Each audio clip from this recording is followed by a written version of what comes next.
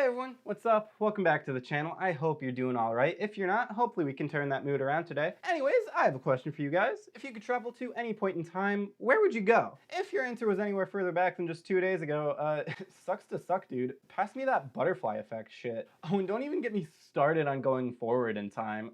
That's pretty cringe. This meme was made by Backwards Time Travel Gang. Alright, so basically, if you've never seen Minutemen before, it's a Disney Channel movie about these 3 high schoolers who use a time machine to save a bunch of kids from getting bullied. Which, I gotta say, it's pretty cool.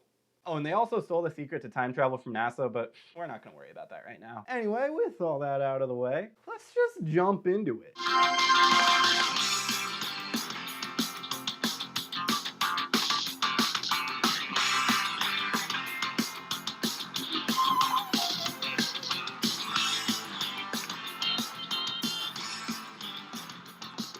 How's my hair? Good? Fine? Solid? Scores! So we start off, and it's the first day of high school for these kids, Virgil, Derek, and Stephanie, and they're all just the best of friends. But then at football tryouts, which Virgil's also at for some reason, even though he's in no way a football player, this kid Charlie comes in on a rocket car. What is that?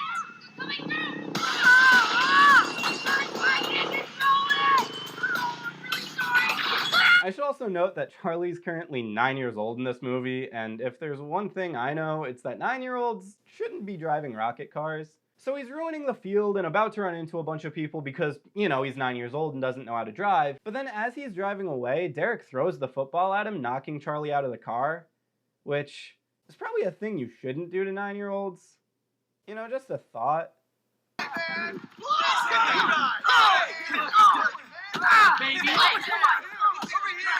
Can we just talk about this for a second? These are a bunch of mostly 17-year-old high school football players harassing a 9-year-old child. What the fuck? You can't do that. That's not okay. Who said that was okay? Because I certainly didn't say that was okay. Thankfully though, Virgil steps in to tell these guys to back off. But it doesn't work. In fact, I'd go so far as to say he only makes things worse. Thanks for sticking up for me. I'm really sorry about how it turned out. Okay, so let's just hold up for a minute here. There's no way this prank would actually be able to happen in real life, just based purely on the amount of time it would take, not to mention all like the lawsuits and shit that would ensue. But let's just go through this bit by bit. These football players forcibly removed Virgil and Charlie's clothing, found spare cheerleading outfits, then forcibly put those on, then fully caked them out in makeup, then brought them back out to the courtyard of the school and hung them on a statue. What the fuck? How did no one stop them? How did they have enough time to do this before class? I have so many questions, but do I even want the answers to them? No, I probably don't. Anyway, so instead of dealing with the immediate aftermath of this sexual harassment lawsuit just waiting to happen, the movie skips to 3 years in the future, so now they're all seniors. And because of that fateful prank, Virgil has been shunned to the geek table with Charlie, forced to spend the rest of his lunch hours with the most stereotypical nerds in Disney history. Hey, congratulations, buddy! Thankfully though, he and Stephanie still seem to be on good terms, which is nice. But I did take this awesome architecture class. Oh, that's cool. I remember you made a gingerbread house, and it had like 10 rooms. And walk-in closet. It took us 6 months to eat it. Oh, well, I have calculus. Hate it, need it. Can't be an architect. Oh, he also likes her, if you couldn't tell. I mean, this is a Disney Channel movie after all. It's an AV Club emergency. I need Virgil Fox right away. Virgil Fox? No, he's not sick today. I hear he might not make it. Very funny, Mr. Fox. You can pick up your hall pass on your way out. Okay, hold up. Why does the AV Club get to just take people out of class whenever they want? That doesn't happen in school. But apparently it happens in this school because the teacher's just like, oh my god, Virgil, just go already. My god, get out of here. Yeah? What you're looking at is a successful simulation of practical time travel. I love this thing they do in movies where they'll just have some random shit on a computer screen and call it science. Because he not only needs to be gifted mechanically, but also, let's say, require a certain moral flexibility. You know, lives on the fringes of society. Well, what about him? Zeke, are you serious? Look at him. He's Perfect. Anyways, so Virgil and Charlie grab Zeke, the certified bad boy of the school, to help them build their time machine, because he likes motorcycles. And you know what they say, a time machine and a motorcycle are basically the same thing, except for a couple of things that make them different things. That's right, people definitely say that. And fun fact, it's actually a quote from our favorite American musician and lyricist, Jimmy Buffett. we want room 77. Impossible. It's never gonna happen. Like this.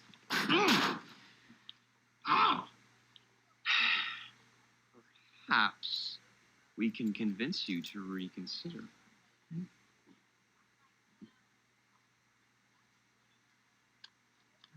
Wait, so the principal just got bought for $1?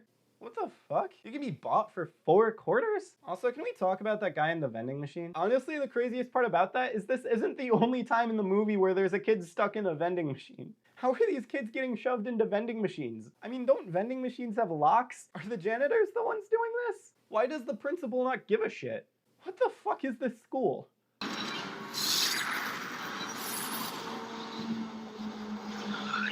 Gravy.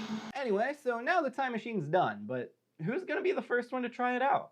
You're good. Okay, you're good. That's right. No biting. It's okay. Wait, they just threw a cat in the time machine. Why do the people in this movie do the things they do? It's okay though, he comes back. Just a little chilly. You know, Derek really did try to stop those football players, but you know how seniors are. Anyway, I know he feels really bad about what happened that day. Alright, so this is kind of a big point in the movie that we'll talk about again later, but because I didn't really mention it earlier, allow me to just rewind a little bit. Good throw. All right, Derek. Nice shot. Hi everyone, Josh here. Now, as you can see, that group of football players did just go down to start bullying Charlie and Virgil. However, our boy Derek is standing here, I'd say about 5 to 10 meters away, not taking part at all. However, for those of you who missed out on your anti-bullying assemblies in middle school, Derek is being what us pros in the biz like to call a bystander, or a person who is present at an event or incident but does not take part. Now, I'm pretty sure you can tell where this is going, but Derek did not, in fact, try and help Charlie and Virgil, but was actually being a bystander. I rest my case. Look around. We live in a world where mere minutes can make or break a person's entire future. Take what happened to me freshman year. Had I known that sticking up for Charlie would have ruined my life, I never would have done it. Well, that's a little bit of a harsh way to start this speech, Virgil. Listen, we can make a real difference around here. Like, just think about what happened freshman year. If I knew helping Charlie would fuck me over so much, I never would have done it. I mean, seriously, I fucking hate this kid. He's nothing like Derek. Derek was so much better. He was popular and cool. Nothing like this dipshit. So, what do you say? Do you want to be a hero? Bro, what the fuck? Go see a therapist. Well, thankfully, the speech worked. And now the Minutemen are out there saving kids from being embarrassed all over the school. Like this guy, and that guy, and this girl who's just drooling on a desk. Like, I get it for the first two guys, but I mean, like, does drooling on a desk really compare to the gravity of those other two pranks? Anyway, apparently, time travel's bad. So Charlie's like, hey, we should stop. But then Virgil's like, okay, but what if we didn't? Because Stephanie broke her leg. Which, like, okay, yeah, fair. But then afterwards, Charlie's like, okay, now we're done. But then Virgil's like, okay, I hear you and I see you, but like, what if we weren't? And then goes back in time again to help Derek win the big game. Boo! Fuck Derek. I mean, like, yeah, I know, but like, shut up. We're getting to that later. But we gotta celebrate. I mean, tomorrow we're partying at my house and Virg, you gotta be there. Oh, I want to. I can't though. I'm hanging with Charlie. The Weather Network's counting down the top 10 hailstorms of all time. Yeah, so Virgil blows off Charlie to go to this party, and I mean, like, I know it's rude and he's being a bad friend, but I mean, like, come on. Can you honestly say you wouldn't do the same thing in this situation? I mean, like, seriously? Hailstorms? Fuck hailstorms. Blizzards are where it's at. I'm worried about the time machine and the possible ripple effects. Hang on, dude. I got another call. I'll get rid of him.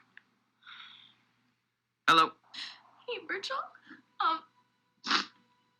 Yeah, so Virgil blows off Charlie again, even though Charlie's about to drop some bombs about the time machine, because Stephanie's sad.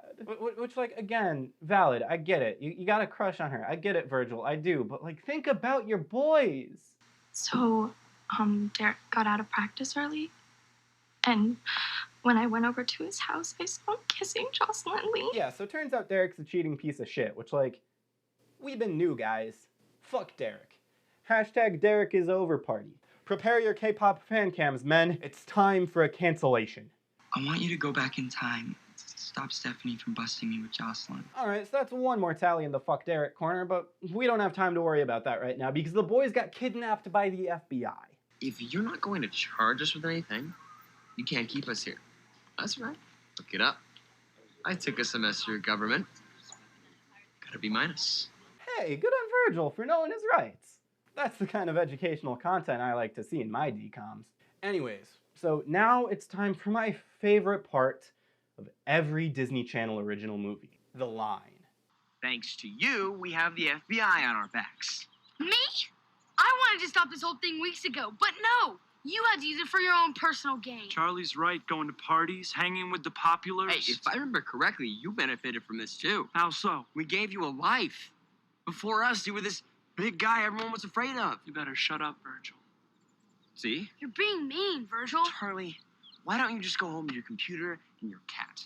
Now, for those of you who haven't yet been baptized in the way of the DCOM, the line, as it's commonly referred to, is the point right before the climax, where the best friend tells the main character that they've changed. I will. Good luck on your new life as a popular person. Oh shit, get told, Virgil. Anyway, so now the movie starts really ramping up, and you can tell that because the sign screen on the computer starts flashing red. Hey! I stole the formula from NASA, and man, we've been time traveling all over the place! Oh yeah, I forgot he stole it from NASA. That was part of the reason why I wanted to stop earlier, but I mean, who cares about NASA? Each time we used the machine, the rift created in the space-time continuum did not disappear.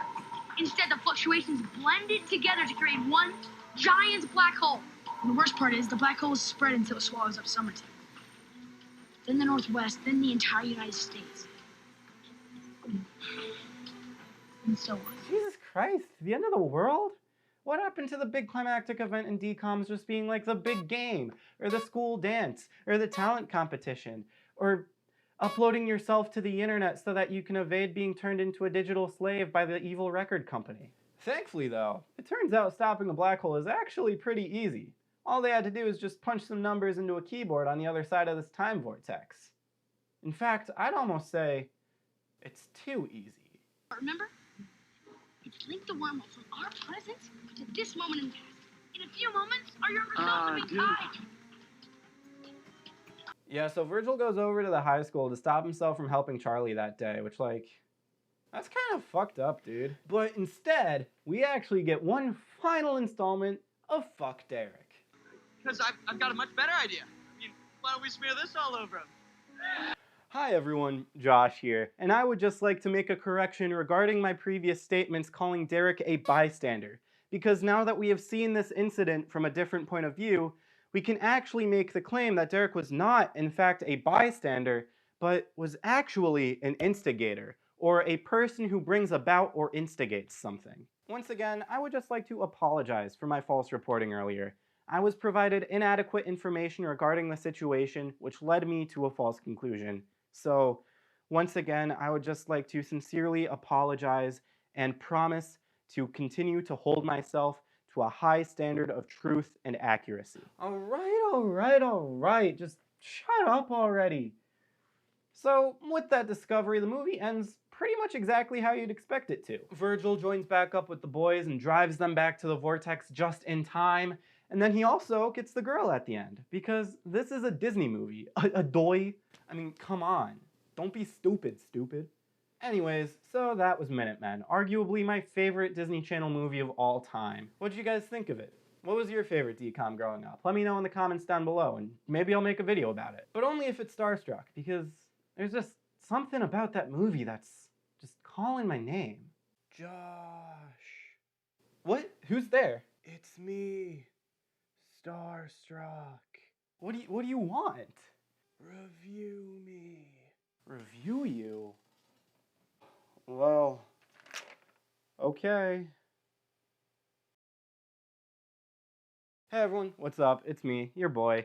I don't know, thank you so much for watching my video. I haven't made one of these movie reviews in like 2 months, I think, because, I don't know, I just wasn't really super happy with the way my last couple turned out, so I just kind of got turned off from the whole genre, but then I saw like Danny was making a bunch of DCOM videos and, you know, a bunch of other good movie reviews, so I was like, yeah, I'll throw my hat back in the ring. So if you liked today's video, if you liked the format of it, if there's anything you think didn't play well or anything like that, please let me know in the comments. I really appreciate your feedback.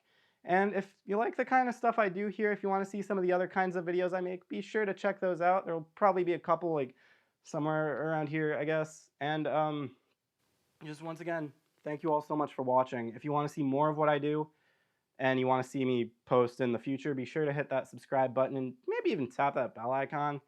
I mean, like, I can't tell if you tap the bell icon, but like it just means a lot to me. So like maybe do that, you know, if you want, you know, if you're feeling really cool. Uh, anyway, if you want to connect with me or check out some bad jokes, follow me on Twitter. And this is a really long outro. I feel like I'm sorry. Anyway, just once again, thank you all so much for watching, and please have a fantastic rest of your day, and I'll see you all next time. Peace.